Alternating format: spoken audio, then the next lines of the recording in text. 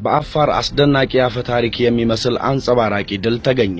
የጁንታው ሙሉ ክፍለ ጦር በአስደማሚ ትንቅንቅ ተደምስሷል። ትህነግ ራሱን እያነቀ መሆኑ ተገለጸ።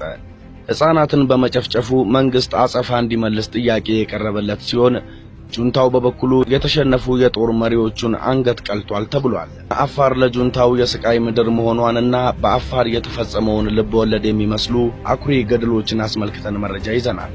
ራሱ በድሎ ራሱ አለቀሰ እንዲሉ ጁንታው የህወሓት ስብስብ የአፋር ህዝብን አጠፋለሁ ብሎ በለኮሰው እሳት እየተለበለበ ይገኛል። አፋር ለጁንታው የስቃይ ምድር ሆናለች። የአፋር ሸለቆና ሜዳ የጁንታው ታጣቂ እንደ ጉድ እየረገፈበት ይገኛል። በመጠናችን እኛም ትናንት ሌሊቱን በአፋር የጁንታው አንድ ክፍል ጦር ተደምስሷል የሚለውን መረጃ ወደ እናንተ እናደርሳለን። ትናንት ከማለዳ ጀምሮ እየተካሄደ ባለው መጠነ ሰፊ ጥቃት ጀግናው የመከላከያ ሰራዊታችንና አናብስቶቹ የአፋር ልዩ ኃይላችን በጁንታው ተይዘው የነበሩ ቦታዎችን በአስደናቂ ጀብዱ እያጸዱ ይገኛሉ።